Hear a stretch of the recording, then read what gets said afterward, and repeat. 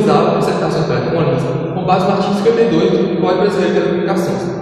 No entanto, o STF e o STJ declararam tais provas ilícitas, por entender que o artigo 5º é norma constitucional, ou seja, não é auto-aplicável, assim dependendo de regulamentação. A interceptação telefônica possibilita o acesso ao diálogo do investigado ou do acusado, facilitando assim a investigação. Requer também autorização judicial, não se aplicando de forma ampla e restrita, mas para fins de investigação processual, penal ou de investigação criminal. Bem como a instrução processual funciona como meio de obtenção de provas, mais especificamente como medida cautelar, processual de natureza coativa. Sendo assim, pode ser identificado como uma prisão de prova. A interceptação telefônica pode ser definida como a captação ou a gravação de uma conversa sem que os interlocutores saibam que isso está acontecendo. E vale lembrar que é diferente de gravação clandestina, porque no caso da clandestina, pelo menos um dos interlocutores sabe que está tendo a gravação da conversa. Em outras palavras, é a captação da comunicação telefônica alheia por um terceiro. É como se fosse A e B conversam enquanto C escuta, sem que ele saiba. É comum a confusão entre os conceitos de interceptação telefônica, gravação telefônica e escuta telefônica, porque há poucas diferenças entre eles. Então a gente separou 3 tópicos mostrando exemplos de cada um, se precisa ou não de autorização judicial e a definição. A interceptação telefônica, no caso, ocorre enquanto um terceiro grava o diálogo entre 2 interlocutores, sem que nenhum dos dois saibam que isso está acontecendo. Um exemplo seria a polícia grampeando o celular de alguém que está sendo investigado ou que está envolvido em algum crime. Nesse caso, para a interceptação ter validade, não precisa de autorização judicial. Pelo menos um dos interlocutores tem ciência de que tem uma terceira pessoa gravando a conversa. Um exemplo seria a polícia gravando uma conversa entre o pai e o sequestrador de seu filho. E nesse caso, para realizar a interceptação, ela não precisa de autorização judicial. O último exemplo é o de gravação telefônica, que ocorre enquanto o diálogo entre 2 pessoas é gravado por um dos próprios interlocutores, só que sem que o outro tenha ciência de que isso está acontecendo. Um exemplo seria uma mulher que grava a conversa com o ex-marido, na qual ele ameaça matá-la. Nesse caso, para que ocorra a interceptação, não precisa de autorização judicial.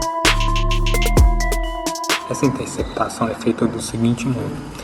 É solicitado pelo Poder Judiciário, que utiliza softwares específicos desenvolvidos por empresas de tecnologia que são feitos sob medida para cada companhia. As linhas telefônicas dos suspeitos passam a ser monitoradas. Deste modo, é possível acompanhar todas as ligações que são recebidas e realizadas no dispositivo que está sendo monitorado em tempo real. Esse processo é feito em questão de minutos. Para conseguir a interceptação telefônica é necessário fazer o pedido a algum juiz. Se esse pedido for aceito, o juiz determina a autorização para a execução técnica da interceptação, que é feita em sigilo entre a companhia telefônica e a empresa que faz essa interceptação. Basta acessar o software e digitar o número de telefone que será interceptado e preencher um campo informando o motivo dessa interceptação. O próximo passo é a engenharia atrás dos comandos de transmitir essa infraestrutura às centrais de controle de comutação, que gerencia estações de rádios, bases e links que unem esses dispositivos, que recebe os comandos automaticamente e faz uma cópia dessa comunicação. Isso é algo rápido, seguro e bastante controlado. A interceptação está prevista na Lei 9.296 de 96. E além disso, trata da interceptação telemática, ou seja, da interceptação de dados através da informática. Então, é possível bloquear, interceptar e captar tanto a comunicação telefônica como também através da internet, como nas redes sociais e nos e-mails. A depender da natureza jurídica do crime, as diligências são rigorosamente as mesmas. Além de ser estabelecidas funcionalmente para se decreto de interceptação telefônica, é necessário que se tenha razoáveis indícios de autoria e participação do litígio. E para isso tem que ser um crime punido com reclusão. Não pode se investigar um crime punido apenas com detenção. A interceptação telefônica somente é possível caso não houver outro meio de produzir aquela prova. E, no entanto, isso não houver um meio menos invasivo de obter prova. Se caso existe algum outro meio, deve ser optar por este. E também o prazo é de até 15 dias podendo ser renovados por um período, prazo indeterminado. Deve-se ser autorizado pelo juiz competente no caso, mas pode ser solicitado tanto pelo Ministério Público como por uma unidade competente e além também do próprio juiz. A Constituição, em seu artigo 5º, inciso 7º, diz que, para que exija interceptação telefônica, é necessário a ordem judicial, mas o artigo 1º da Lei de Interceptação Telefônica exige ordem do juiz competente para a ação principal, que é a ação penal. Não é qualquer juiz que pode autorizar interceptação telefônica, mas somente o juiz que tem competência para julgar a ação penal, pois a interceptação telefônica é uma medida cautelar, probatória, e somente quem pode autorizar essa ação é o juiz competente. A exemplo, o juiz da vara da família não pode autorizar a interceptação telefônica.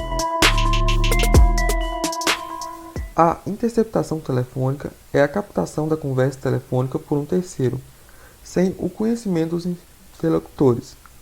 A regra geral é a de que a lei de interceptação telefônica se aplica apenas para interceptação telefônica e escuta telefônica. Isso porque somente nessas duas situações exige uma comunicação telefônica e um terceiro interceptador. Ademais, de acordo com o STF e o STJ, não há interceptação telefônica. O artigo 58, inciso 3º da Constituição Federal, diz que CPI tem poderes próprios de juízes. Então, isso é uma norma constitucional originária. De acordo com o STF, a CPI não pode autorizar interceptação telefônica, pois dizer que CPI tem poderes próprios não significa poderes idênticos. Assim, nos casos em que a Constituição Federal expressamente exige ordem judicial, o ato está reservado com exclusividade ao Poder Judiciário, princípio da reserva de jurisdição. A CPI não pode autorizar, pois está dentro da reserva de jurisdição, e a CPI pode determinar, pois a quebra de sigilo telefônico está dentro dos poderes próprios do juiz. A interceptação telefônica dá acesso ao teor da conversa.